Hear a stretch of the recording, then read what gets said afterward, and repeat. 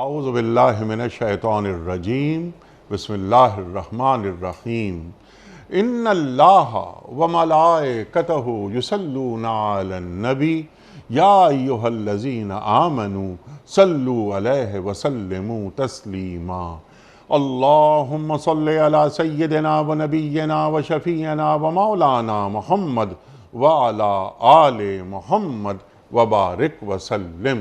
محترم خواتین و حضرات، السلام علیکم۔ پیام صبح کے ساتھ ایک بار پھر حاضر میں ہوں آپ کا میزبان انیق احمد۔ جمعہ اور ہفتہ 2 دن سوال و جواب کے لیے ہوتے ہیں۔ آپ اور ہم جانتے ہیں ان 2 دنوں میں ہم کیا کرتے ہیں کہ آپ کی جانب سے آئے ہوئے سوالات ہم رکھتے ہیں مفتی صاحب کی خدمت میں اور ان سے حاصل کرتے ہیں قرآن و سنت کی روشنی میں اپنے لیے رہنمائی۔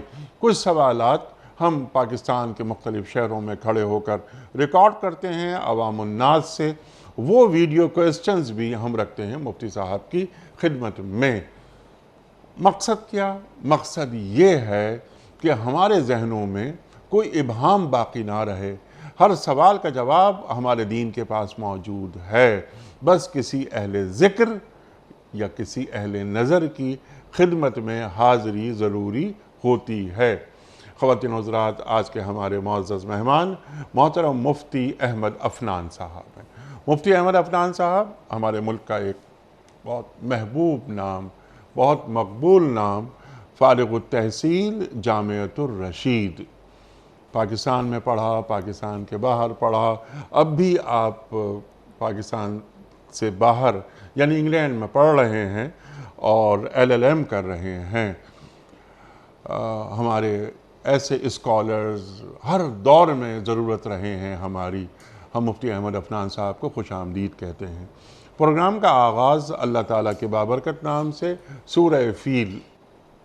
اعوذ باللہ من الشیطان الرجیم بسم اللہ الرحمن الرحیم أَلَمْ تَرَ كَيْفَ فَعَلَ رَبُّكَ بِأَصْحَابِ الْفِيلِ أَلَمْ يَجْعَلْ كَيْدَهُمْ فِي تَدْلِيلٍ وَأَرْسَلَ عَلَيْهِمْ طَيْرًا أَبَابِيلَ ترميهم بحجارة من سجيل فجعلهم كعصف مأكول صدق الله العظيم۔ تم نے دیکھا نہیں کہ تمہارے رب نے ہاتھی والوں کے ساتھ کیا کیا؟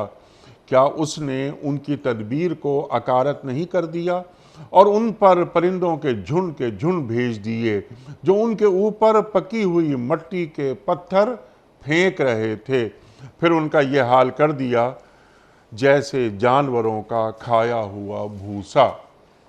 صدق اللہ العظیم۔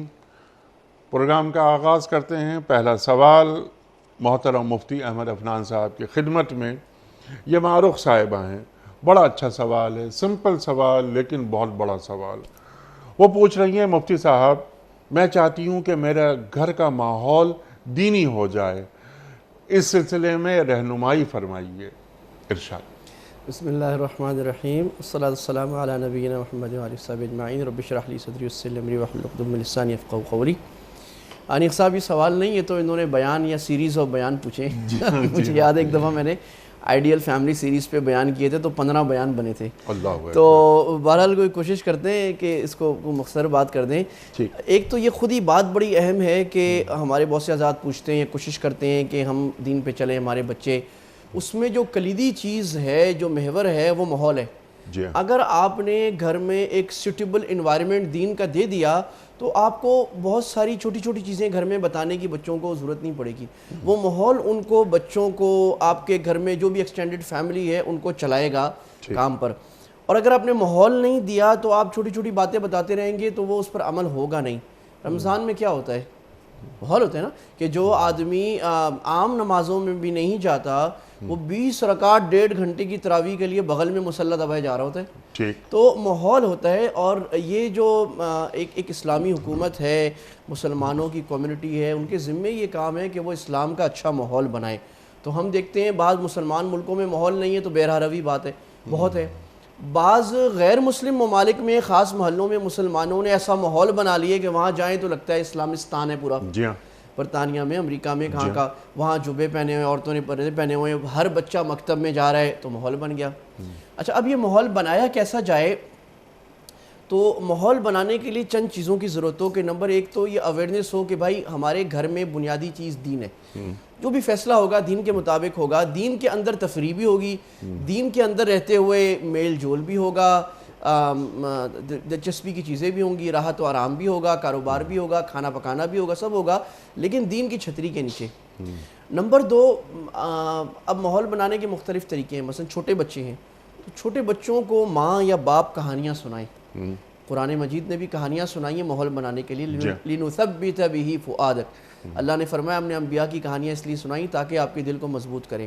یہ میں حیران ہوتا ہوں کہ والدین ساری زندگی ہوتی ہے, بچوں کو بھی ایک کہانی, کوئی انبیاء کی, کوئی نبی صلی اللہ علیہ وسلم کی, صحابہ کی ایک کہانی نہیں سنائی ہوتی. پھر کہتے ہیں ہمارا بچہ دیندار ہے. بچہ کہانی کو دیکھتا ہے, اس کو سمجھایا جائے, نہیں آپ کو آتا, آپ اس کے ساتھ 10 منٹ کوئی اچھی اخلاقی کتاب لیں, اردو انگریزی کی, جس زبان میں بھی آپ کمفرٹیبل ہیں بچے آپ کے, اس میں ان کو آپ سنا دیں. نمبر 2, گھر کی تعلیم. جب بچے ذرا بڑے ہو جائیں, یہ بڑی امپورٹنٹ ہے. مفتی تقی عثمانی صاحب یہ بات بہت فرماتے ہیں کہ گھر میں 10 منٹ کی تعلیم, کوئی بھی اصلاحی کتاب, فضائل کی کتاب, حدیث کی کتاب, کوئی قرآن کی تفسیر, بس 10 منٹ, زیادہ نہیں. تو کیا ہوگا اگر آپ پتھر پر قطرہ پھینکتے رہے مستقل تو کتنے سالوں میں پتھر سوراخ کر دے گا. وہ سارا پانی اکٹھا پھینک دیں تو کچھ نہیں ہوگا. تو وہ جب روز کی 10 منٹ کی تعلیم جو گھر میں کھانے کے بعد یا کھانے سے پہلے, اور وہ اس میں بھی ماحول اہم ہے. بچوں کو سمجھ نہیں آ رہا ہوگا باتیں کیا ہو رہی ہیں, ان کو محمد صلی اللہ علیہ وسلم, اللہ, نماز, یہ بات, باقی الفاظ سمجھ نہیں آ رہے ہوں گے, لیکن وہ جو انوائرمنٹ ہے نا کہ بہویں, بھائی بہن, بڑے چھوٹے سب بیٹھے ہیں اور گھر میں اولاد کتاب پڑھی جا رہی ہے. دوسری بات, تیسری چیز جو ہے, بلکہ یہ پہلی چیز ہے سب سے, نماز. نماز جو ہے ماحول بنانے میں اللہ کی طرف سے سب سے اہم چیز ہے. تو یہ گھر میں باور آپ کرا دیں بچوں کو کہ بیٹا ہر چیز میں آپ کے لاڈ برداشت ہوں گے. شوہر بیوی کو سمجھا دے, اور بیوی شوہر سے ناراض ہو جائے اگر نماز میں کوتاہی ہو, کہ بھائی نماز کے معاملے میں کمپرومائز نہیں ہے. اذان ہوئی, جو بڑے بچے ہیں, لڑکے ہیں, بھائی آپ کو مسجد جانا ہے, بچیاں ہیں بھائی مصلی سنبھال کے, دوپٹہ لے کے, چادر لے کے آپ کو بیٹھنا ہے. اس میں میں آپ کی کوئی بات نہیں مانوں گی, اس میں بہت ناراض ہوں گی, نماز چھوٹ گئی آپ کی. تو جس طرح ہماری مائیں جو ہیں وہ ہوم ورک چھوٹنے پہ ناراض ہوتی ہیں یا کلاس چھوڑنے پہ, اس سے بہت زیادہ نماز کے لیے فکر کرنے کی ضرورت ہے. چوتھا یہ کہ ان کو اللہ والوں کی مجلسوں میں لے جایا جائے. ماحول اب جب وہ, جیسے میں عرض کیا کرتا ہوں کہ جیسے بچوں کو اتوار کے دن, ہفتے کے دن ہم لے جاتے ہیں کہیں جھولوں پہ کھانا کھلانے, تو آپ کسی اچھے اللہ والے کی مجلس میں ڈھونڈیں جہاں مرد عورتوں کا انتظام ہو, وہاں لے جائیں. وہاں آپ مجلس میں بچے بیٹھیں, آپ لوگ بھی بیان سنیں, اس کے بعد آپ اپنی تفریح کر لیں جو کرنا ہے آپ کو. اور اگر ایسا کوئی مجلس نہیں مل لی تو آپ ورچوئل مجلس پہ آ جائیں. بھئی آج ٹیکنالوجی کو لوگ غلط کام کے لیے استعمال کر لیں, تو ٹیکنالوجی پہ صحیح کام کتنا ہے. یہ ہمارا پروگرام بھی ٹیکنالوجی کی وجہ سے دنیا کے لاکھوں لوگ اللہ سنتے ہیں, سناتے ہیں, ان کو فائدہ ہوتا ہے. تو آپ ان کو کسی اپنے جس عالم سے آپ کو مناسبت ہے, جو اللہ کی بات کرتا ہے, جس کی بات سن کر اللہ یاد آتا ہے, نماز روزے کی, اخلاق کی بات ہوتی ہے, اصلاح کی بات, گناہ چھوڑنے کی, اور دنیا سے محبت کم ہوتی ہے, ان کا بیان آپ لگا دیں لائیو یا آن لائن, اور وہ آپ گھر میں روز یا ہفتے میں ایک دن وہ بیان سنیں. اسی طرح ایک چیز ہے نشید, یہ بڑا میری تجربے کی چیز ہے. ہاں, میں نے گھر میں شروع سے, ہمیں چونکہ عربی کا ذوق تھا تو عربی کی نشید جو ہے احمد ابو خاطر, محمد مقید, ان لوگوں کی سنا کرتے تھے. پھر اردو کی نشیدیں, جنید جمشید بھائی کو اللہ تعالیٰ نے ہدایت کے چراغ بنایا تو ان کی, پھر اور بہت سارے ہمارے اچھے نعت خوان اس سے پہلے جو دوسرے حضرات یہاں بھی آتے ہیں, آپ کے پروگرام میں نعت خوان آتے ہیں. تو بچوں کی مناسبت کی یا بچے کی جو عمر کی مناسبت, اچھی نظمیں گھر میں لگائی جائیں, تلاوت لگا دی جائے. موبائل پہ اسپیکر پہ آپ نے لگا دی, بس بچے کھیل رہے ہیں, کام ہو رہا ہے, تلاوت چل رہی ہے, اچھی نظمیں چل رہی ہیں. ان نظمیں چلنے سے ان کے دل میں, نظموں میں چونکہ اچھے الفاظ ہیں اسلام اور دین کی تعبیر کے, وہ ان کے دل میں اترتے جائیں گے. دوسری بات, آج کل بچوں کو میوزک کا شوق ہے, تو میوزک کی بجائے آپ نظمیں لگائیں گے تو اس کا ساز جو ہے, اس سے جو انسان کے دل میں ایک فطری حصے لطافت ہے, اس کی تسکین جائز طریقے سے ہوگی. کہ وہ ساز بولے گا اور وہ نظمیں بولے گا، اور وہ جب ساز کرے گا یا کوئی گنگنائے گا تو اچھے الفاظ اللہ رسول کے، پاکستان کی محبت کے الفاظ گنگنائے گا. تو یہ مطلب یہ فکر ہونا کہ یہ ماحول جو ہے گھر میں قائم رہے، گناہوں پر بچوں کو سرزنش ہو، پیار سے بھی سمجھایا جائے، سرزنش بھی ہو. زیادہ بچہ کوئی کر رہا ہو تو اس کی نعمتوں سے محروم کیا جائے. زیادہ مار پیٹ کا آج کل فائدہ نہیں، کبھی کبھی کرنا پڑتا ہے لیکن زیادہ نہیں. اس میں رولز اور ریگولیشن گھر کے ایسے بنائے جائیں، گھر کا بڑا بنائے کہ سب بچوں کو بتاؤ کہ بھئی یہ گھر کے یہ رولز ہیں، ان رولز کے اوپر ہم نے چلنا ہے. اس کا بڑا زبردست فائدہ ہے اگر آپ گھر کو ان رولز پہ بناتے ہیں، جس کو میں کہتا ہوں شریعہ کمپلائنٹ رولز گھر کے. تو اس میں سارے کام ہو جاتے ہیں، ہنسی خوشی بھی ہو جاتی ہے، مذاق بھی ہو جاتا ہے، تفریح بھی ہو جاتی ہے، اور اللہ بھی راضی ہو جاتا ہے. سبحان اللہ سبحان اللہ. لیکن اس کے لیے پہلے والدین کو نماز پڑھنی ہوگی، اس کے بعد اولاد نماز پڑھے گی. اللہ والے کی صحبت کے لیے پہلے بچوں کے باپ کو اللہ والے کی صحبت سے ایک رابطہ قائم کرنا پڑے گا، پھر جائے گا نا بچہ ان کے ساتھ. لیکن کیا ہمارے پاس جو ہمارے والدین ہیں، کیا وہ دین کو ترجیح دے رہے ہیں؟ یہ بڑی اہم بات ہے. ہماری جب بات ہوتی ہے اس موضوع پر، کبھی ورکشاپ ہوتی ہے، تو میں کہتا ہوں دیکھو بھائی ساری زندگی نہیں سدھرے نا، ابھی سدھر جاؤ بچوں کے لیے، ورنہ بچے خراب ہو جائیں گے. کیونکہ بچے جو ہیں he will copy your actions not your words. آپ بچے کو کہہ رہے ہیں سگریٹ خراب ہے، سگریٹ خراب ہے، سگریٹ خراب ہے، وہ دیکھ رہے ہیں ابا سگریٹ پی لے، دیکھ لیے، وہ کام پورا ہو گیا. اب آپ 100 دفعہ کہہ لیں. وہ اماں اس کو کہہ رہی ہے بیٹا موبائل زیادہ نہیں دیکھو، موبائل تم نے نہیں دیکھنا، کاٹوں. وہ دیکھ رہے ہیں اماں ہر وقت بیٹھ کے موبائل دیکھ رہی ہے. تو بچہ آپ کے ایکشنز کو کاپی کرے گا، آپ کے الفاظ کو نہیں. تو آپ نے غلط کام نہیں کرتے، خاص طور پہ جب بچے سامنے، تو والدین نے بہت خیال کرنا ہے. آپس میں لڑنا نہیں ہے، جھگڑنا نہیں، کوئی غلط کام، گناہ، فاؤل لینگویج یوز نہیں کرنی، کیونکہ بچہ آپ کے الفاظ کو بڑے غور سے دیکھ کر اپنے دل کے اندر بسا رہا ہے. تو یہ آپ نے بڑی اہم بات کی کہ پہلے خود سدھرنا ہوگا، پھر بچوں کے اندر سدھار آئے گا. جی سبحان اللہ سبحان اللہ. اور رزق حلال، جی بالکل بڑی اہم بات. رزق حلال، اہمیت اس کی ارشاد. یہ حدیث میں آتا ہے کہ لا يدخل الجنت لحم نبت من حرام، جو گوشت حرام سے پلا بڑا ہے وہ جنت میں داخل نہیں ہوگا. جی ہاں. تو اگر اولاد، آج بڑا ایک عام شکوہ ہے نا جس کے ساتھ بھی بیٹھے ہیں کہ مولوی صاحب بچے نہیں مانتے، اولاد نافرمانے. اس کی وجہ یہ کہ بچے کے پیٹ میں آپ نے کیا ڈالا ہے. اگر آپ نے حرام ڈالا ہے تو نافرمانی آپ نے اس کے اندر انبلڈ کر دی، اپنی نافرمانی بھی، اللہ کی نافرمانی بھی. اور حلال رزق کی یہ قوت ہے کہ ماں باپ بہت زیادہ تربیت میں محنت نہ بھی کریں، اللہ تعالیٰ خود اپنی طرف سے بچوں کے اندر سدھار، اطاعت، سنجیدگی، وقار، اچھی صفات، اخلاق ڈال دیتے ہیں. تو یہ تو اللہ تعالیٰ نے حرام ڈالنے کو آگ ڈالنے سے قرآن میں تعبیر فرمایا. یأکلون فی بطونہم نارا، تو اپنے پیٹ میں بھی آگ ڈالنا ہے، بچوں کے پیٹ میں بھی. تو اگر فزیکل آگ ہم نے اپنے بچوں کے پیٹ میں ڈال دی ہے، ایک انگارہ ڈال دیا، اس کا کیا اثر ہوگا. تو اسی طرح جب یہ حرام کی آگ بچوں کے پیٹ میں ڈال لیں تو دنیا بھی برباد ہوگی اور آخرت تو بہت زیادہ. اور سب سے پہلے سفر آپ والدین خود کریں گے. جس والد نے بچے کی چاہت کی وجہ سے بچے کے کھلونے یا بچے کی یا بیوی کی خواہش پوری کرنے کے لیے رشوت لی ہے، دھوکہ دیا ہے، جھوٹ بولا ہے، 2 نمبر مال بیچا ہے، تو کہ میرے بچے خوش ہو جائیں، وہ بچے سب سے پہلے ان کو جوتے لگائیں گے. کیونکہ اس بچے کے اندر والدین کی اطاعت بالکل نہیں آئے گی، بچہ حرام سے پلا ہے.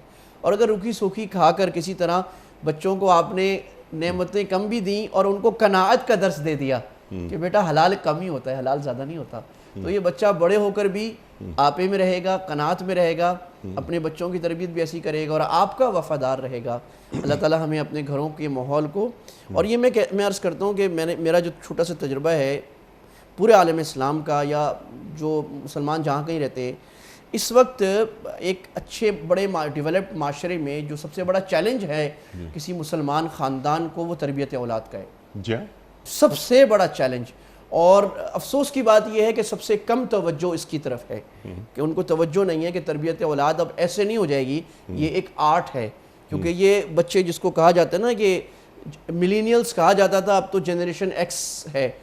تو یہ بچے موبائل میں پلتے بڑھتے ہیں، یہ موبائل کو سیکھتے ہیں، یہ انٹرنیٹ ٹیکنالوجی میں پڑھتے بڑھتے ہیں. اگر ان کی تربیت وہ کر رہا ہے، موبائل کے ہاتھ میں ان کی ڈور ہے، اگر آپ نے ان کو سنبھالا نہیں، آپ نے ٹیکنالوجی کو نہیں سمجھا، اس کے ساتھ کنٹرول نہیں کیا، تو یہ بچے ہاتھ میں رہیں گے نہیں.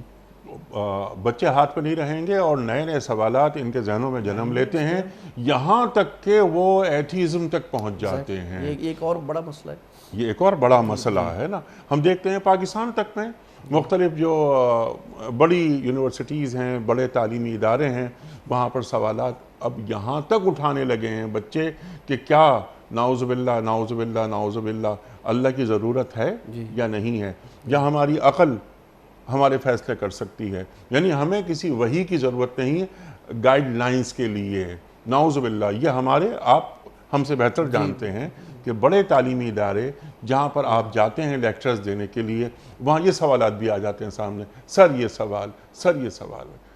لیکن جو میں آپ کی خدمت میں عرض کر رہا تھا کہ آپ نے بات فرمائی نماز، روزہ، حج، زکوٰۃ، سب کچھ دینی معلومات کا حصول، اللہ والوں کی صحبت، یہ تمام چیزیں میں کر رہا ہوں، لیکن اگر گھر میں حرام لا رہا ہوں میں تو سب چیزیں بیکار ہیں، یہ سب چیزیں بیکار۔ حرام اندر چلا گیا تو پھر کیسی نماز، کیسا روزہ، ہمارے معاشروں میں ناپ تول کے زکوٰۃ نکالی جا رہی ہے اس رشوت پر کہ جو سال بھر جمع ہوتی رہی۔ اللہ اکبر، اللہ اکبر، کیا یہ یعنی ایک خبیث چیز اللہ کو دے رہے ہیں تحفے میں؟ اللہ تو طیب ہے، اللہ تو پاک ہے، اللہ سے زیادہ پاک کون ہو سکتا ہے؟ یہاں دو باتیں جو آپ نے بھی اشارہ کیا نا، اس پہ میں ذرا کچھ بات ایک دو لفظ عرض کر دوں۔ جو ایتھیزم کا آپ نے مسئلہ کیا، الحاد کا، جی دیکھیں انبیاء کا زور دو چیزوں پہ سب سے زیادہ لگا ہے، ایک عقیدے پر، ایک اخلاق پر۔ جی بچوں کی ہم تربیت میں عقیدہ نہیں لاتے جی کہ بار بار اس کو اللہ کی طرف پھیرنا۔ جب بچہ بالکل چھوٹا ہے تو بیٹا آسمان کس نے بنایا؟ اللہ نے۔ پہاڑ دکھانے لے گئے، بیٹا کس نے بنایا؟ اللہ نے۔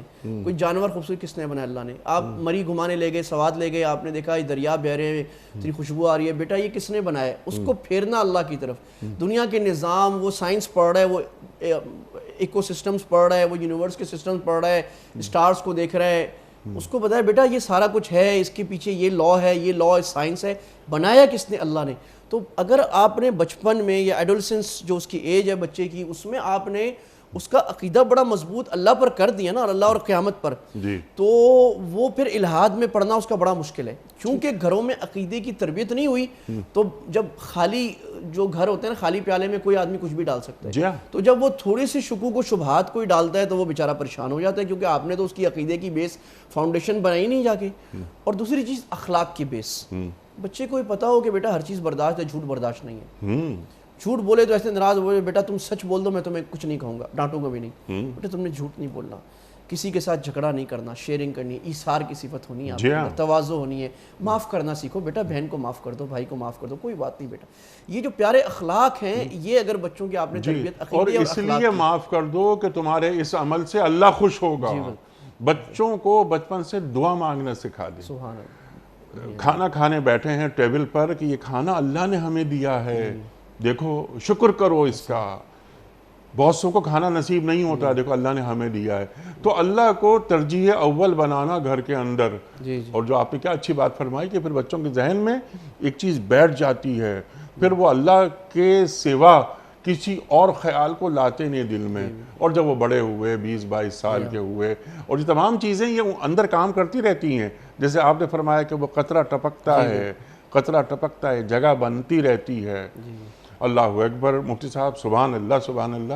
تو یہ تمام چیزیں، گھر کا ماحول، لیکن پہلی شرط یہ ہے کہ گھر میں صرف اور صرف رزق حلال آئے، ورنہ رزق حرام کھلانے کے بعد اللہ کا شکر کرو، دعا مانگو، لڑائی جھگڑا نہیں کرو، بہن کو معاف کرو، بھائی کو معاف کرو۔ آپ نے رزق حلال پیٹ میں نہیں ڈالا اور پھر توقع آپ کو یہ ہے۔ اللہ اکبر۔ اگلا سوال ہے فرحت اقبال صاحبہ کا۔ ان کا سوال یہ ہے کہ مفتی صاحب مشترکہ خاندان میں شرعی پردہ کیسے کیا جائے جبکہ گھر کا ماحول پردے والا نہ ہو اور والدین بھی اسے پسند نہ کرتے ہوں، نیز کیا کھانے کے وقت ایک ہی دسترخوان پر پردے دار خاتون بیٹھ سکتی ہے؟ بہت پریکٹیکل اور کثیر سوال ہے اس خاندان کے لیے، ان میاں بیوی کے لیے، خاص طور پہ ان خواتین کے لیے جو دیندار ہونا چاہ رہے ہیں اور ان کو گھر کی طرف سے رکاوٹ آ رہی ہے۔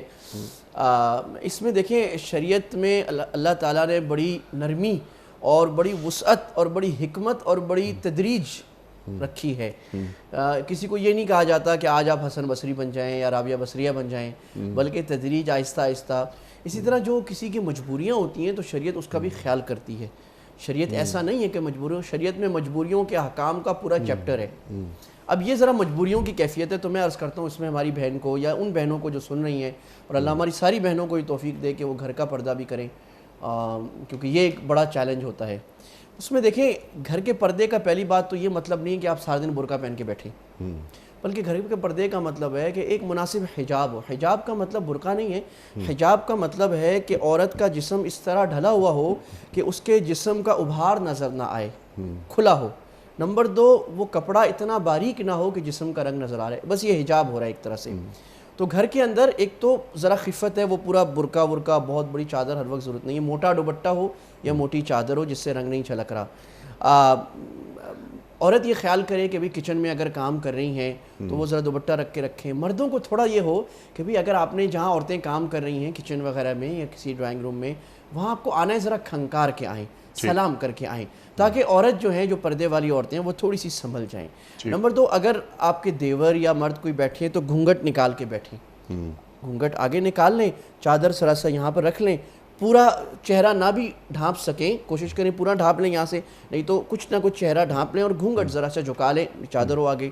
اسی طرح ایک پریکٹیکل چیز بڑی ہم نے یہ سیکھی کہ جیسے دسترخوان بھی ہے تو ویسے الگ ہونا چاہیے, لیکن اگر ایک دسترخوان ہے تو بھی مرد ایک کونے پہ بیٹھا ہو, جو نامحرم عورت ہے دوسرے کونے پہ بیٹھا ہو, ایک دوسرے کا آمنا سامنا نہ ہو تاکہ نظر نہ پڑے, اور اس میں بھی ذرا سا گھونگھٹ جھکا کر بیٹھ گئے. اگر والدین اصرار کر رہے ہیں, ڈرائنگ روم میں سارے فیملی بیٹھی ہے, بھئی آپ بھی آ کے بیٹھو, تو اس میں ہونا یہ چاہیے جب باہر کے مہمان خاص طور پہ آئیں تو جیسے پہلے زمانوں میں ہوتا تھا, ہمیشہ عالم اسلام میں رہا ہے زنان خانہ مردان خانہ, یہ عالم اسلام کا پوری دنیا میں رواج رہا ہے. اس کو آج ختم کیا جا رہا ہے انگریزی رواج کے ساتھ.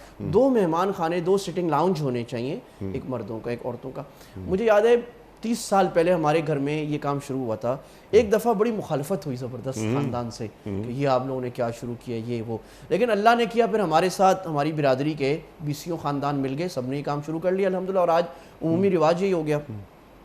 تو یہ ہماری بہنوں کو تھوڑی سی استقامت کرنی پڑے گی. اگر بیٹھنا ہو تو جس طرح میں نے طریقہ عرض کیا کہ ذرا مردوں سے نظر سے ایک طرف ہو کر گھونگھٹ جھکا کر بیٹھیں. اللہ تعالیٰ اس پر انشاءاللہ آپ کو پردے کا پورا اجر عطا فرمائے. ٹھیک ہے, یہ گھر کا ماحول, اس میں زنان خانہ مردان خانہ یہ گھروں میں ہوتا ہے.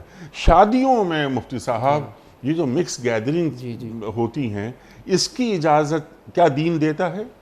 اچھا, یہ بڑا ایک اہم مسئلہ ہے مکس گیدرنگ کا. دیکھیں, ایک تو بے پردگی خود شریعت میں اچھی بات نہیں ہے کہ عورت بازار میں بغیر پردے کے گھوم رہی ہو, مرد عورتیں دیکھ رہے ہو. اللہ نے قرآن میں بار بار فرمایا, یہ کوئی مطلب اس میں حدیث میں بھی تشریح ہے, اصل اس کا ثبوت تو قرآن سے ڈائریکٹ ہے, اور قرآن تفصیلی ان مسائل کو بیان کرتا ہے جو بڑے اہم ہو. ہم بات کر چکے ہیں یہاں پر نماز کے مسائل قرآن نے تفصیل سے بیان نہیں کیے, روزے کی تفصیل, لیکن پردے کی ساری حدود قرآن نے بتا دی. قرآن کے ٹیکسٹ کے اندر تفسیر میں جانے کی ضرورت نہیں. قل لازواجک یا ایھا النبی قل لازواجک وبناتک ونساء المؤمنین یدنین علیہن من جلابیبہن, سورہ احزاب, کہ اپنی بیٹیوں کو, بیویوں کو اور امت کی بیٹیوں کو کہہ دیں, اور مومنین کی عورتوں کو کہہ دیں کہ اپنے اوپر جلباب ڈالیں, یعنی بڑی چادر ڈالیں. ذالک ادنیٰ ان یعرفن فلا یؤذین, یہ اس بات کے قریب ہے کہ انہیں پہچانا جائے, یعنی یہ پہچانا جائے کہ یہ آزاد عورت ہے. پہچانا جائے کا مطلب یہاں پر یہ آزاد عورت ہے, باوقار عورت ہے, باحیا موڈسٹ عورت ہے, شرم والی عورت ہے, اور ان کو تکلیف نہ دی جائے.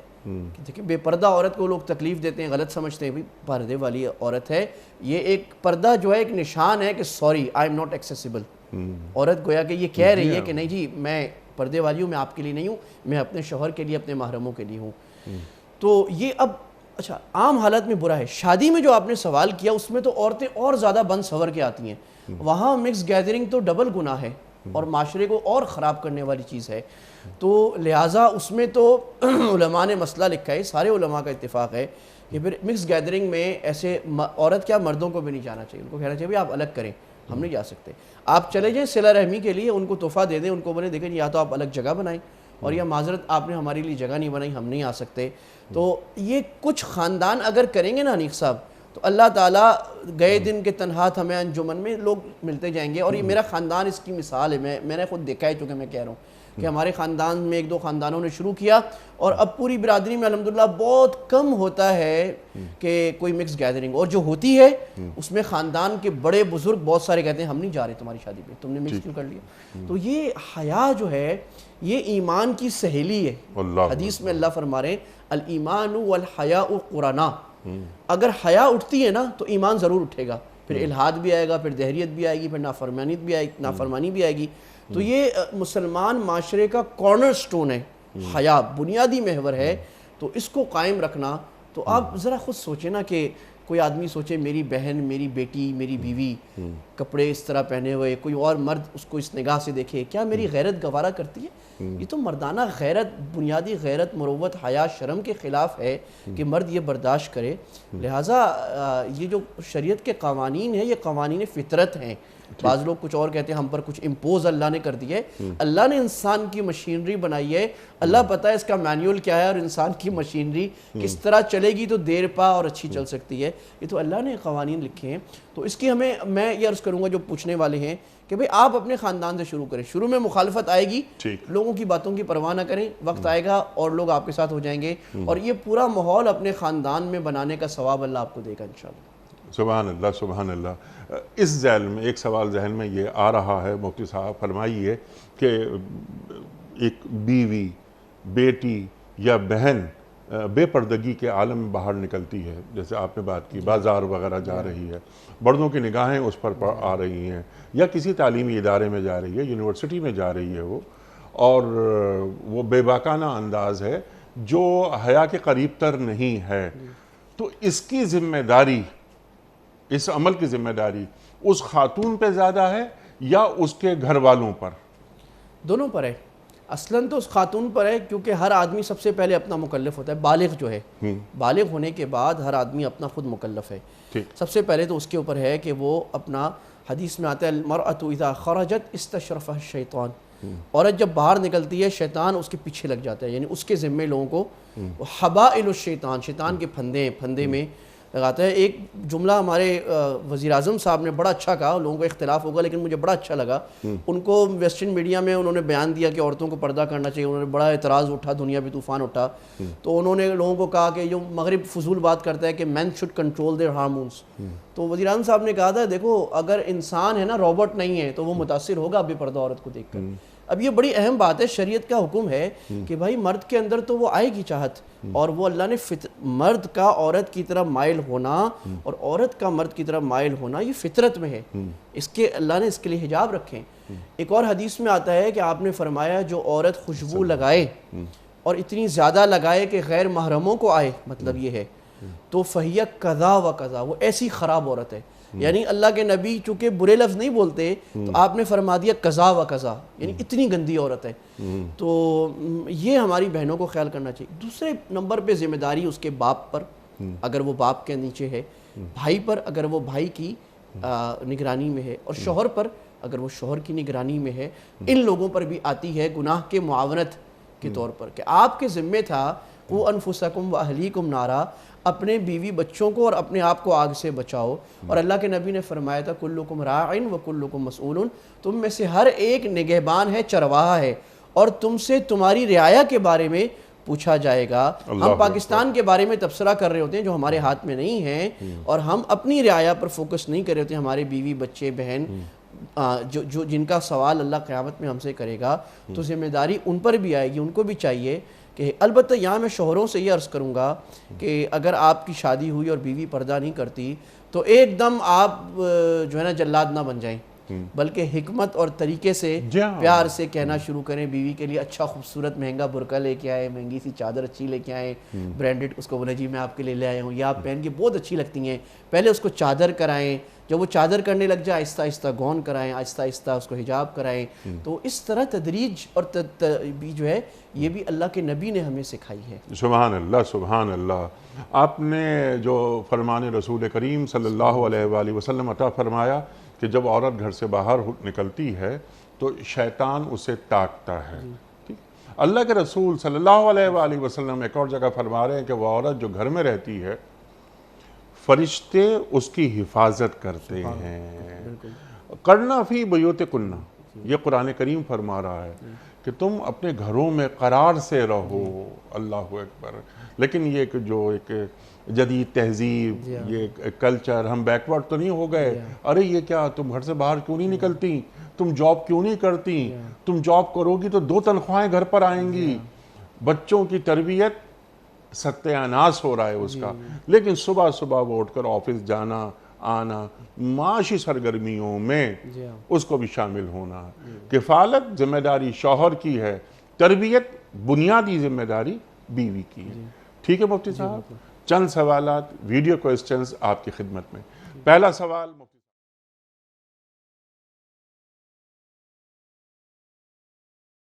آپ سے سوال یہ ہے کہ اگر اللہ تعالیٰ جیسی سپر پاور موجود ہے تو پھر دنیا میں گناہ ختم کیوں نہیں؟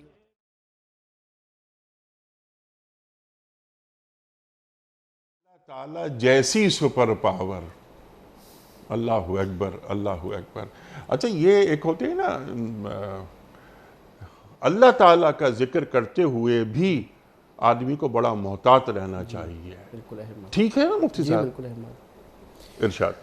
عقیدے کا سوال ہے، اور یہ تو تخلیق اور تقدیر کے بنیاد پر سوال ہے کہ اگر اللہ تعالیٰ کو یہ چاہت ہوتی کہ سارے انسان نیک کام کریں تو انسان کو پیدا کرنے کی ضرورت ہی کیا تھی؟ صحیح. اور وہ جو فرشتوں اور انسانوں کا مکالمہ تھا کہ فرشتوں نے تو یہی کہا تھا نا کہ اللہ نے جب کہا تھا کہ میں بشر بنا رہا ہوں، انی جاعل فی الارض خلیفہ، تو فرشتوں نے کہا تھا نحن نسبح بحمدک ونقدس لک. اللہ اگر آپ کو عبادت کی ضرورت ہے تو ہم تو اتنی عبادت کرتے ہیں، ایک پل چوکتے نہیں ہیں، تو آپ کیوں بنا رہے؟ تو انسان کو بنانے کا مقصد ایک ایسی مختار جنس بنانا جو پوری طرح اس بات کے نیکی بدی کو کرنے پر قادر ہو، کہ اللہ نے نیکی اور بدی کے اعمال دنیا میں پیدا کر کے رکھ دیے ہیں، اور وہ انسان اپنے اختیار سے ایمان پر چلے، نیکی پہ چلے، اور اپنے اختیار سے بدی پر چلے، تاکہ اس کو جو ثمرہ ملے وہ اپنے اختیار کا چلے. فمن شاء فلیؤمن ومن شاء فلیکفر. اللہ نے اختیار رکھ دیا ہے کہ جس کی مرضی ایمان لائے، جس کی مرضی کفر کرے، اس کے مطابق فیصلہ ہوگا. اس کو اگر ہم صوفیہ کی زبان میں کہیں تو اللہ کو یہ چاہت تھی کہ ایسی مخلوق ہو جو اپنے اختیار اور ارادے سے میرے سے محبت کرے اور میری اطاعت کرے. اللہ کو وہ عبادت پسند نہیں ہے بہت زیادہ، اس کی قدر بہت زیادہ نہیں جو جبری کی جائے، بلکہ اللہ کو اس عبادت، اس اطاعت، اس محبت کی قدر ہے جو شر کی قوتوں کے ریزسٹنس کے ہوتے ہوئے، سبحان اللہ، شیطان کی طاقت کے ہوتے ہوئے، نفس کے اندر گناہوں کا بھڑکاؤ اور شہوتوں کے ہوتے ہوئے، ان سب کو کچل کر، اپنے نفس پر آرا چلا کر، چھری مار کر، اللہ کی محبت کا دیوانہ وار لبیک کہہ کر کہ اللہ جی میں ان ساری چیزوں کو پیچھے چھوڑ کے اللہ آپ کی محبت میں اپنی نفسانی خواہشوں کو، اپنی چاہتوں کو، اپنے مزے، اپنی تفریح کو، جو یہ میرے سارے دوست کر رہے ہیں، میں چھوڑ کر اللہ صرف آپ کی محبت کی وجہ سے آ رہا ہوں. اللہ کو اس محبت کی بڑی قدر ہے. تو اللہ تعالیٰ نے یہ مخلوق اس لیے پیدا فرمائی. اب اگر آپ یہ کہیں کہ اللہ یہ کر دے کہ ساری دنیا نیک ہو جائے، پھر تو وہ مقصد تخلیقی ختم ہو جاتا ہے نا.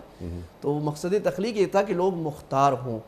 تو یہ بنیادی عقیدے کی بات ہے. باقی یہ تو پھر ایک لمبا موضوع، اس پر بہت لمبی بات ہاں بالکل ہو سکتی ہے. لیکن تمام راستے بتا دیے ہدیناہ النجدین، کہ یہ راستے ہیں، دیکھو یہ خیر ہے، یہ شر ہے، یہ حق ہے، یہ باطل ہے، یہ صحیح ہے، یہ غلط ہے. اب تمہاری مرضی، تم جو چاہو سو کرو. جیسے آپ نے بات فرمائی، تم چاہتے ہو تو تم صاحب ایمان بن جاؤ، اگر نہیں چاہتے تو تم صاحب کفر بن جاؤ. لیکن جو اللہ تعالیٰ فرما رہا ہے سورہ ملک میں کہ خلق الموت والحیات لیبلوکم ایکم احسن عملا، اور یہاں تو احسن عملا یعنی عام اعمال نہیں کرو اللہ کو خوش کرنے کے لیے، بلکہ بہترین عمل کرو. اللہ اکبر. تو اللہ تعالیٰ اگر چاہتا تو وہ تو قوی ہے، وہ تو بلا ہے نا. ٹیسٹنگ جو ہے نا، ایگزام اور ٹیسٹنگ اور ایویلویشن، یہ ایک بڑا مقصد ہے اس دنیا میں بھیجنے کا. اگر اللہ مجبور کر دے یا ممتحن یہ کرے کہ سب کو پاس کر دے بغیر پرچہ دیکھے، بغیر ان کی تیاری کرائے، تو وہ تو ٹیسٹ کا مقصد ہی ختم ہو جاتے ہیں نا. تو بلا قرآن میں بار بار بکھرا پڑا ہے, آپ نے بھی آیت پڑھی اور بھی وَلَنَبْلُوَنَّكُمْ بِشَيْءٍ مِّنَ الْخَوْفِ وَالْجُوعِ. تو مقصد تخلیق جو ہے وہ یہ آزمائش ہے, اور ان آزمائش میں جیسے آپ نے کہا وَهَدَيْنَاهُ النَّجْدَيْنِ, انسان ایک فورک پہ کھڑا ہوا ہے, کراس روڈ پہ, جس میں ایک راستہ ادھر جا رہا ہے, ایک راستہ ادھر جا رہا ہے. اللہ نے دونوں راستوں کے کانسیکوینسز بھی بتا دیے, ہوگا کیا آخر میں, ٹھیک ہے, اور اللہ نے دونوں راستوں کے ٹولز بھی بتا دیے اور دونوں راستوں پر پہنچنے کے ذریعے بھی بتا دیے. سبحان اللہ. اب ہمیں کہہ دیا اس کے بعد تمہاری جو مرضی, تم نیکی کے ذریعے اختیار کرتے ہو یا برائی کے ذریعے اختیار کرتے ہو, کہاں جاتے ہو, اس کے مطابق فیصلہ یہی ہوگا, یہ اللہ نے پہلے بتا دیا. سبحان اللہ. انبیاء بھیج دیے, وحی بھیج دی, اپنا پیغام کہ یہ راستہ ہے اور یہ منزل ہے, تو اس راستے پہ چلنا ہے, کیسے چلنا ہے یہ بتا دیا, وہی خدا بندی نے بتا دیا, اور اس منزل تک پہنچنا. اور وہ موت سے پہلے پہلے راستہ میں واپس آنا بھی اللہ نے کھولا ہوا ہے. ہاں, جو لوٹ آئیں تو کچھ کہنا نہیں, بس دیکھنا انہیں غور سے, جن منزلوں پہ خبر ہوئی کہ یہ راستہ کوئی اور تھا. تو آپ جتنا دور بھی نکل گئے نا, 20 30 40 سال بھی نافرمانی میں ہو گئے, ابھی بھی واپس آنے کا وقت اللہ نے رکھا ہوا ہے, آ سکتے ہیں, راستہ تبدیل کر سکتے ہیں. سبحان اللہ, سبحان اللہ. اللہ تعالیٰ کا راستہ کبھی بند نہیں ہوتا, اللہ تعالیٰ کا در کبھی بند نہیں ہوتا, کھلا رہتا ہے. مفتی صاحب, اگلا سوال ناصر محمود صاحب کا سوال ان کا یہ ہے کہ مفتی صاحب, جب میں سلام کرتا ہوں تو میرا ہاتھ خود بخود ماتھے یا سینے پر چلا جاتا ہے, کیا یہ اشارے سے سلام کرنا جائز ہے؟ دیکھیں دو باتیں, پہلی بات جہاں تک جائز کی بات ہے تو جائز تو ہے, ٹھیک ہے. اصل سلام کی سنت جو ہے وہ زبان سے کہنا ہے, السلام علیکم ورحمۃ اللہ وبرکاتہ, یا کم از کم السلام علیکم. جتنا زیادہ کہیں گے اتنی اللہ کی رحمتیں زیادہ ہوں گی. سبحان اللہ. اس کے ساتھ جو دوسری سنت ہے جو سلام کے لفظ سے ذرا کم درجے کی ہے, وہ بھی سنت, وہ مصافحہ ہے. اور تیسری سنت جو کبھی کبھی کرنے کی ہے خاص موقعوں پر, وہ معانقہ, گلے ملنا ہے. باقی یہ ہاتھ کے اشارے وغیرہ یہ میرے ناقص علم کے مطابق سنت نہیں ہے. لیکن اگر کوئی آدمی اظہار کے لیے کرتا ہے, اس کو سنت نہیں سمجھتا یا اسلام کا رکن نہیں سمجھتا, تو اس میں کوئی حرج نہیں ہے, کلچر کا حصہ ہے. بس اس کو یہ نہ سمجھے کہ یہ شریعت کا طریقہ ہے, تو اس میں کوئی, بعض دفعہ آدمی دور ہوتا ہے, اس تک آواز نہیں پہنچ رہی ہوتی, تو آدمی زبان سے سلام کر کے اشارہ کر دیتا ہے تاکہ اس کو پتہ لگے بھی میں نے سلام کیا آپ کو, تو صحیح ہے, کوئی حرج کی بات نہیں. آج کل جیسے کووڈ تھا, تو کووڈ میں ذرا ڈاکٹر حضرات نے منع کیا تھا, علماء نے بھی فرمایا احتیاط کریں بھائی پھر ہاتھ ملانے سے, تو اس میں آدمی سلام کر کے یوں کر دیتا ہے, اشارہ کا مطلب یہ ہے کہ بھائی آپ میرے دل کے بڑے قریب ہیں. تو شریعت میں ایسی بندش نہیں ہے کہ جو چیز قرآن و سنت میں آئی وہی کرنا ہے, بلکہ دین سمجھ کے وہی کرنا ہے. اس کے علاوہ آپ دین نہ سمجھیں, کلچر میں جو اچھی چیزیں ہیں جو شریعت کے خلاف نہیں ہیں, وہ کرنے میں کوئی حرج نہیں ہے. سبحان اللہ, سبحان اللہ. یعنی کلچر اور دین ضروری نہیں کہ ہمیشہ ایک دوسرے سے متصادم ہو. 3 صورتیں ہوتی ہیں. ارشاد. نمبر 1, کلچر جو ہے دین کے موافق ہے. ٹھیک. یعنی کلچر میں کوئی ایسا کام ہے جو دین کے موافق ہے. مثلا کسی جگہ پر مہمان نوازی کا خاص انداز ہے. ٹھیک. مہمان نوازی کا وہ خاص انداز تو شریعت میں نہیں ہے. ٹھیک. لیکن مہمان نوازی سنت ہے. تو یہ کلچر جو ہے شریعت کے سپورٹیو ہوگا. سبحان اللہ. یہ اچھی بات ہے. ایسا کلچر کرنا مستحب ہوگا, بہتر ہوگا. یہ عین سنت نہیں ہے, لیکن سنت کا ممید معاون ہے. دوسرا وہ کلچر ہے جو شریعت کے واضح خلاف ہے. جیسے ہماری شادی بیاہ میں نیوتا کی رسمیں ہیں, جہیز کی رسمیں ہیں وغیرہ, یہ شریعت کے واضح خلاف ہے کلچر. یہ کلچر جو ہے حرام ہوگا, ناجائز ہوگا. تیسرا وہ کلچر ہے جو نیوٹرل ہے, یعنی نہ تو وہ بہت سارا شریعت کے کسی حکم کے موافق ہے, نہ بہت مخالف ہے. کاروبار کا کوئی طریقہ, لوگوں کے ملنے جلنے کا کوئی طریقہ, سلام کا ایک طریقہ, جیسے آپ نے کہا کہ ہاتھ دل پہ ہاتھ رکھ لیا. کاروبار میں کوئی خاص طریقہ ہے ہمارا, شادی کرنے میں ایک خاص خوشی کا ہم ایک طریقہ کرتے ہیں جو شریعت کے خلاف نہیں ہے, لیکن کوئی بہت زیادہ موافق بھی نہیں ہے. تو یہ نیوٹرل کلچر بہت زیادہ ہے. ہم کلچر میں بہت زیادہ چیزیں کر رہے ہوتے ہیں جو نیوٹرل ہوتی ہیں, اور تو وہ نہ ثواب نہ گناہ, بس ایک جائز چیز ہے, آپ کر سکتے ہیں, اس میں کوئی حرج کی بات نہیں ہے. کوئی حرج کی بات نہیں ہے. اگلا سوال مفتی صاحب کی.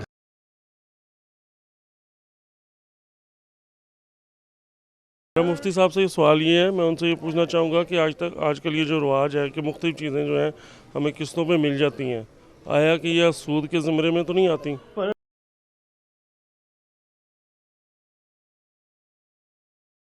قسطوں کا کاروبار جائز ہے اور یہ سود نہیں ہے. یعنی اس میں بشرط یہ کہ اسی وقت طے ہو جائے کہ کتنے ہوگا. مثلا ایک آدمی کہتا ہے بھی میں آپ کو گاڑی دے رہا ہوں 20 لاکھ روپے کی, لیکن اگر آپ 3 سال کی قسطوں میں لیتے ہیں تو 23 لاکھ کی ہوگی. تو یہ جائز ہے. لیکن اگر اس نے آگے یہ کہہ دیا کہ جناب جس مہینے آپ قسط نہیں دے سکے اس میں مارک اپ لگاؤں گا, یہ سود ہو جائے گا. تو مارک اپ کی شرط کے بغیر صرف ڈیفرمنٹ آف پیمنٹ کی وجہ سے پیمنٹ کو زیادہ کرنا یا اس کی انسٹالمنٹس قسطیں بنا دینا یہ جائز ہے. بعض لوگوں کو شبہ ہوتا ہے کہ یہ سود تو نہیں ہے. سود اس وقت ہوتا ہے جب شروع میں آپ نے وہ یعنی کسی چیز کی قیمت نہیں ہے, آپ بغیر کسی کوموڈٹی کے کوئی اضافی پیسہ لے رہے ہیں, وہ سود ہے. مثلا اسی صورت میں اگر آپ نے 23 لاکھ روپے گاڑی کی قیمت طے کر دی, اب کسی مہینے وہ قیمت نہیں دے سکا تو آپ نے کہا جی سود میں 10,000 روپے لے لیے. یہ جو 10,000 روپے لیے یہ کسی کوموڈٹی کے مقابلے میں نہیں آ رہے, بلکہ یہ ٹائم کے مقابلے میں آ رہے ہیں. تو ٹائم کے مقابلے میں جو پیسہ آتا ہے, صرف ٹائم, کوموڈٹی ساتھ نہیں ہے اس میں, تو وہ سود ہو جاتا ہے. لہٰذا اسی طرح کوئی آدمی کسی کو قرض دیتا ہے, اب قرض میں 10,000 روپے دیے اور اس پر وہ 200 روپے سود لیتا ہے, تو یہ 200 روپے جو ہے یہ ٹائم کے مقابلے میں, کسی کوموڈٹی, کسی چیز کے, کسی ایسٹ کے مقابلے میں نہیں ہے, لہٰذا اس لیے سود ہو جاتا ہے. تو قسطوں کا کاروبار سود نہیں ہے, لیکن اس وقت ناجائز ہو جائے گا جب اس میں مارک اپ لگا دیا جائے ڈیفرمنٹ آف پیمنٹ, نان پیمنٹ کی شکل میں. جی, ڈیفرمنٹ آف نان پیمنٹ کی شکل میں آپ نے فرمایا.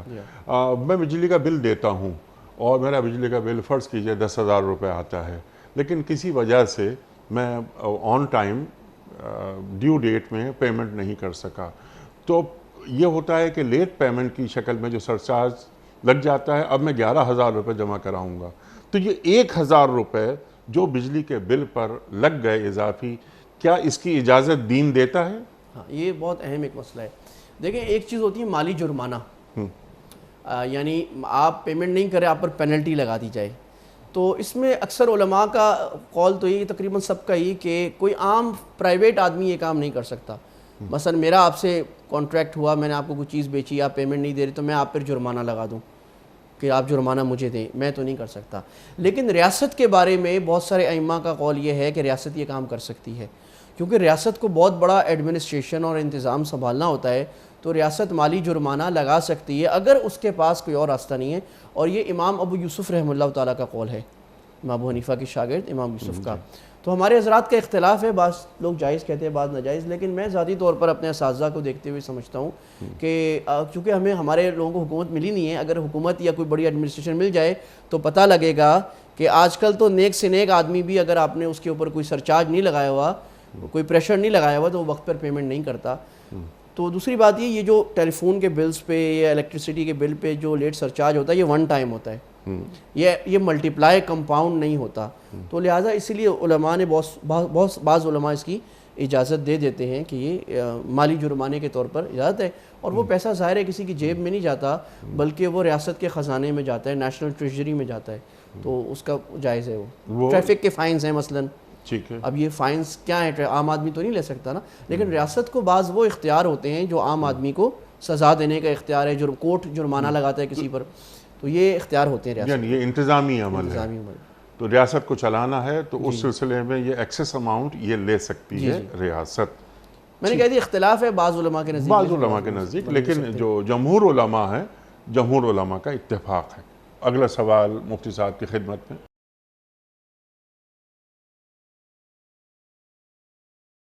السلام علیکم مفتی صاحب, میرا سوال یہ تھا کہ اگر ہم نماز پڑھ رہے ہیں اور ہمیں نماز کے بیچ میں احساس ہو کہ ہم نے غلطی کی ہے, تو ہمیں نماز جاری رکھنی چاہیے یا ہمیں سلام پھیر کے دوبارہ نماز شروع کرنی چاہیے؟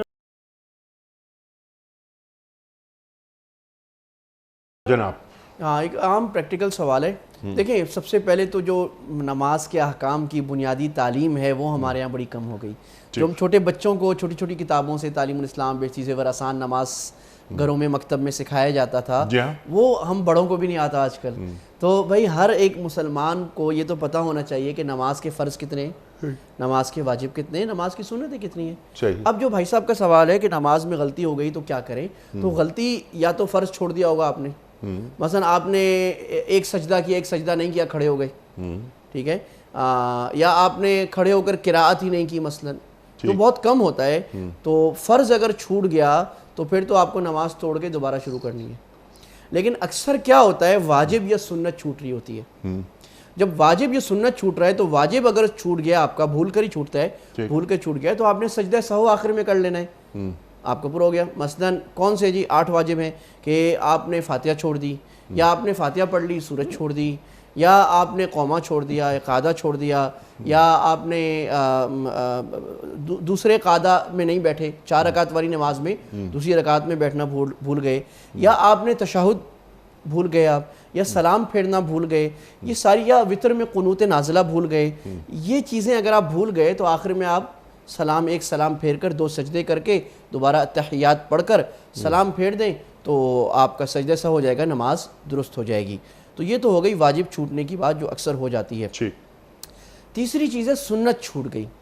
تو سنت اگر بھول کے چھوٹ گئی تو کچھ بھی نہیں کرنا آپ کو, آپ ویسے ہی نماز پڑھ لیں. جان بوجھ کے چھوڑنا گناہ ہے, بھول کے چھوٹ گئی ہے تو کوتاہی ہے, کمی آ گئی نماز کے ثواب میں, اجر میں, تاثیر میں, نہیں ہونی چاہیے. نماز وہی ہے جو کامل اور کامل نماز سنت کے مطابق ہے.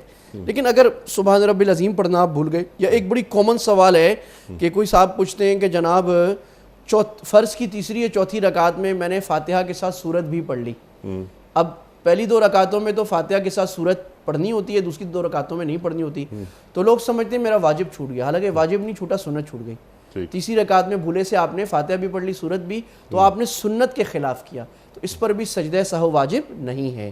تو اصولی بات یہ ہو گئی کہ جو سائل ہیں, ہمارے پوچھنے والے بھائی ہیں, اور باقی سننے والے, آپ سب جو ہے نماز کے فرض, واجب, 8 واجب, 6 فرض اور 13 سنتیں جو ہیں وہ آپ تعلیم الاسلام سے یاد کریں. اگر آپ کے بچے نے مکتب میں پڑھا ہوا ہے اس کی کتاب کو دیکھ کر یاد کر لیں تاکہ یہ ہر مسلمان کو یاد رہے. سبحان اللہ, سبحان اللہ. اچھا مفتی صاحب, ایک بہت بلکہ کامن ہوتی جا رہی ہے یہ بات, سوالات بہت آتے ہیں ہمارے پاس کہ 4 رکعت پڑھنی ہوتی ہے تو تیسری رکعت میں یہ یاد نہیں رہتا کہ یہ تیسری رکعت ہے یا چوتھی رکعت ہے عام طور پر. اور ظاہر ہے کچھ لوگ جن کی عمریں زیادہ ہوتی ہیں, ضعیف لوگ, بزرگ لوگ, ان کے یہاں بھولنے کا یہ عمل زیادہ ہو جاتا ہے. آپ کے پاس بھی بہت سوالات آتے ہوں گے یقیناً. تو اس صورت میں سجدہ سہو کیا جائے یا نماز کو دہرایا جائے, یا ایک رکعت جیسے 4 رکعت ہو گئی ہیں تو احتیاطاً 5ویں رکعت بھی پڑھ لی جائے؟ بہت اہم سوال ہے, اس کا ذرا جواب ٹیکنیکل ہے, ذرا میں ناظرین سے درخواست کروں گا توجہ کریں. ایک تو یہ بہت کامن ہے, اور یہ بوڑھوں کو نہیں ہوتا ہے, جوانوں کو بھی ہوتا ہے. کیونکہ ہمارے ذہن میں آج کل اتنی بڑی فرقی گھوم ہوتی ہے کہ سوشل میڈیا پہ ہم کیا دیکھ رہے ہیں, میڈیا پہ کیا دیکھ رہے ہیں, گھر میں کیا جھگڑے چل رہے ہیں, دفتر میں کیا چل رہا ہے. تو نماز شروع ہوتی ہے تو ماشاءاللہ سے ہماری فلائٹ پرواز کرتی ہے, اور جب سلام امام صاحب پھیرتے ہیں پھر جاگ کر ایئرپورٹ پہ دوبارہ لینڈ ہوتی ہے.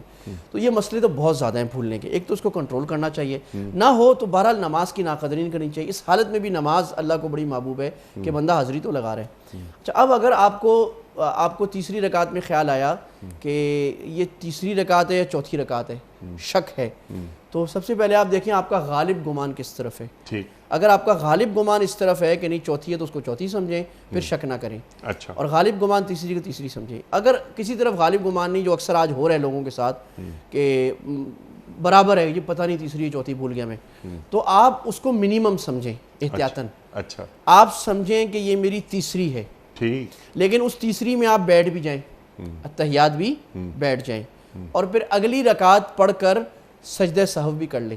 تو کیا ہوگا, اگر یہ آپ کی تیسری تھی واقعی تو آپ تیسری میں بیٹھ گئے, اور چوتھی میں بیٹھ کر آپ نے دوبارہ سجدہ سہو کر لیا تیسری میں بیٹھنے کی وجہ سے, کیونکہ تیسری میں بیٹھنا تو نہیں ہوتا. اور اگر یہ چوتھی تھی تو چوتھی رکعت میں زمین پر بیٹھنا قاعدہ فرض تھا, آپ کا وہ فرض قاعدہ پورا ہو گیا. 5ویں رکعت آپ نے ایکسٹرا پڑھ لی, تو یہ ایکسٹرا پڑھنے کی وجہ سے آپ سجدہ سہو کر لیں گے. تو منیمم سمجھیں اپنی, اور اس کے بعد اگلی رکعت میں سجدہ سہو کر لیں. یہ نماز کی رکعتیں بھولنے کا نسخہ جو فقہائے کرام نے لکھا ہے یہ وہ ہے. سبحان اللہ, سبحان اللہ. مفتی صاحب بڑا ممنون, بڑا شکر گزار, آپ تشریف لائے. بہت سارے سوالات, بہت سارے ابہام آپ نے دور کر دیے. اللہ آپ کو سلامت رکھے. سبحان اللہ, سبحان اللہ. خواتین و حضرات, مقصد جمعہ اور ہفتے کے پروگرام کا یہی ہے کہ ہمارے ذہنوں میں کوئی ابہام باقی نہ رہے. جید مفتی صاحبان تشریف لاتے ہیں اور آپ کے اور ہمارے پوچھے گئے سوالات کے شافی جوابات قرآن و سنت کی روشنی میں عطا فرماتے ہیں. اللہ تعالی ہمارے علماء کو سلامت رکھے. وقت مکمل ہوا ہمارے آج کے پروگرام کا. میں ایک بار پھر مفتی صاحب کا شکر گزار. پیام صبح کا اختتام ہوتا ہے روزانہ قول پر, اور وہ قول ہوتا ہے صاحب نہج البلاغہ امیر المومنین حضرت علی مرتضیٰ کرم اللہ وجہہ کا. آپ فرماتے ہیں کہ ہر شخص کا دوست اس کی عقل ہے اور اس کا دشمن اس کی جہالت. ہر شخص کا دوست اس کی عقل ہے اور اس کا دشمن اس کی جہالت. اللہ اکبر، اللہ اکبر. اپنے میزبان انیق احمد کو کل تک کے لیے اجازت دیجیے. خدا حافظ.